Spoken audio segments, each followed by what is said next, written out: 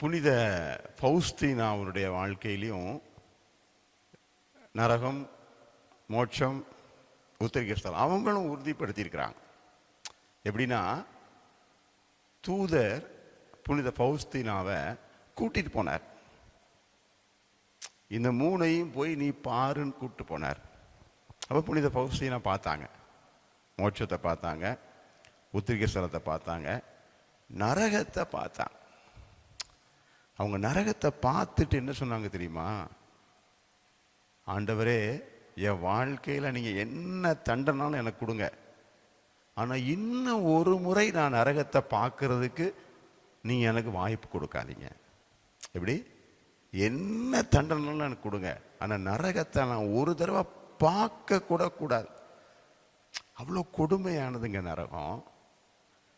அது மட்டும் இல்லை, அவங்க ஆண்டவர்கிட்ட என்ன கேட்டாங்க அப்படின்னு சொன்னால், நமக்கெல்லாம் என்ன சொல்கிறாங்கன்னா, நரகத்தை பார்த்ததுக்கு அப்புறமும் நான் உயிரோடு இருக்கிறோம்னா அது கடவுளுடைய பேர் இரக்கம், பேர் அருள்னாங்க. அதை பார்த்ததுக்கு அப்புறம் உயிரோட இருக்க முடியாதான். அவ்வளோ கொடுமையானது அந்த நரகங்க. அது தெரியாதனால தான் நம்ம நரகத்தை நம்பவும் மாட்டோங்க, நரகத்துக்கு போய் சேர்ந்துடுறோம்.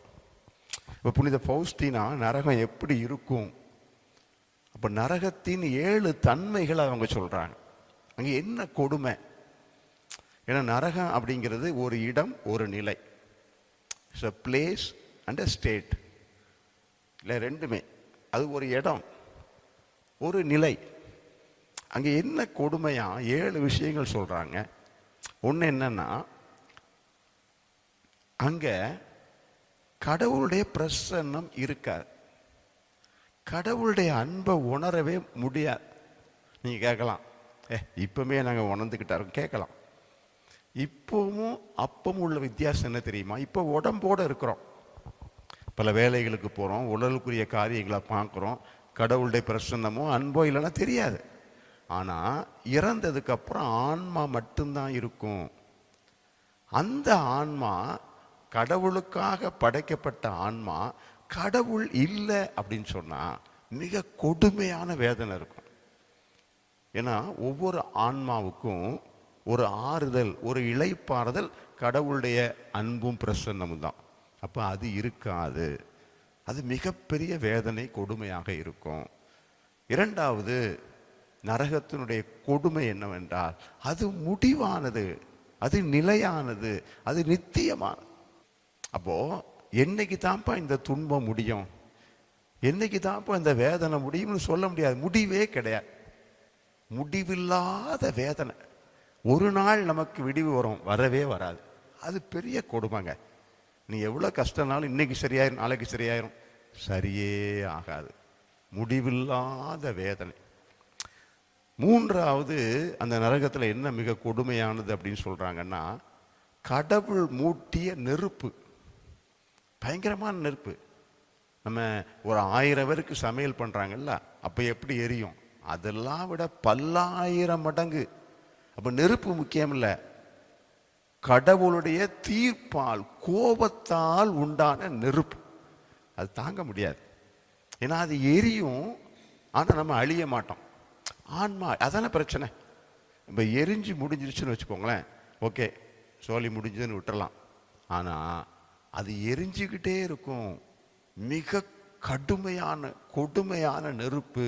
அதனால் அந்த நெருப்பு அவியாது, அந்த நெருப்பு ஓயாது. அது பெரிய விஷயம். நான்காவதாக, அந்த நரகத்தில் இருக்கிற மிக கொடுமையான விஷயம் என்ன அப்படின்னு சொன்னால், பெரிய இருள், கார் இருள். அது மட்டும் இல்லை, பயங்கரமான நாத்தம் அடிக்கும், பயங்கரமான நாத்தம். நம்ம ஊர்களில் மிக கொடுமையான நாத்தத்தெல்லாம் அனுபவிச்சிருப்போம். அதெல்லாம் விட இருளும் நாற்றமும் அங்கே உட்காரவே முடியாது, அங்கே இருக்கவே முடியாது. ஆனால் இருந்து தான் ஆகணும். இது அதை விட.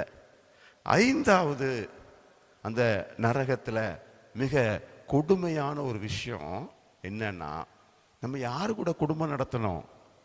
சாத்தான் கூட. இங்க திரும்பி பார்த்தா ஒரு சாத்தான் ஹலோ அப்படி, இந்த பக்கம் திரும்பி பார்த்தா ஒரு சாத்தான் ஹலோ. இங்க பார்த்தா ஒரு சுத்தி சுத்தி நீங்க பேய்களோட குடும்பம் நடத்தணும். அதை விட கொடுமை என்னங்க உண்டு? பேய்களோட வாழணும். எவ்வளவு பெரிய கொடுமை! அது கொடுமையா இல்லைன்னு பார்க்கணும்னா நீங்க ஒரு 5-6 பேய்களை இப்பவுமே வச்சு வாழ்ந்து பாருங்க, இல்ல பேய் பிடிச்சவங்க கூட வாழ்ந்து பாருங்க, தெரியும் கொடுமையானது அவங்களோட வாழணும். 6வது நரகத்தின் கொடுமை என்ன அப்படின்னு சொன்னா, குற்ற பழி உணர்வு. தப்பு பண்ணிட்டேன், நான் தான் தப்பு பண்ணிட்டேன். இந்த குற்ற பழி உணர்வுக்கு இந்த உலகத்துல நமக்கு என்ன ஆறுதல்னா, கடவுள் என்னை மன்னிப்பார், கடவுளுடைய இரக்கம் எனக்கு உண்டு. இல்லை யாராவது ஆறுதல் சொல்லுவாங்க, இதெல்லாம் ஒரு பெரிய தப்பா விட்டுரு. அங்க எதுவுமே கிடைக்காது. குற்ற பழி உணர்வு மட்டும்தான். ஏன்னா குற்ற பழி உணர்வு நம்மளை கொலை செய்யறதுக்கு சமமானது. அது தாங்கிக்கிட முடியாது. இந்த குற்ற பழி உணர்வால் ஒவ்வொரு நாளும் செத்துக்கிட்டு இருப்போம், ஆனா சாகவும் மாட்டோம். குற்ற பழி உணர்வு நம்மளை விட்டு போகவும் போகாது. அது ஒரு கொடுமை. 7வது நரகத்துல மிக கொடுமையானது என்ன அப்படின்னு சொன்னா, பழிச்சொல், அவச்சொல். சுத்தி ஒரே கெட்ட வார்த்தையா பேசிக்கிட்டே இருப்பாங்க. பேய் பிசாசு வேற என்ன பேசும்?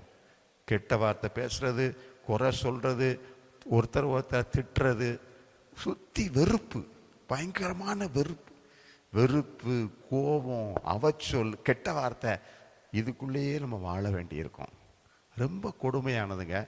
புனித பவுஸ்தீனா 7 சொல்லியிருக்கிறாங்க, இதுல 1 இருந்தா கூட அங்க வாழ முடியாது. எவ்வளவு நாள்? ஆயிரக்கணக்கான கோடிக்கணக்கான ஆண்டுகள், உலகம் முடிகிற வரைக்கும் அங்க இருக்கணும். அதனால ரொம்ப முக்கியமான ஒரு காலகட்டம் நம்ம இப்ப வாழக்கூடிய காலம். நான் இப்படிப்பட்ட ஒரு நரகத்துக்கு போக போறானா, இல்லை என்னுடைய உறவினர்கள் அங்க இருந்தாங்கன்னா எவ்வளவு வேதனைப்படுவாங்க? நிச்சயமா நம்ம யோசித்து பார்க்கணும். அப்ப முடிவு பண்ணுங்க, நரகத்துக்கு போக நான் விரும்பல, அதுக்கு நான் என்னென்ன செய்யணுமோ அவ்வளவு நான் செய்வேன், எனக்கு நரகம் வேண்டாம்.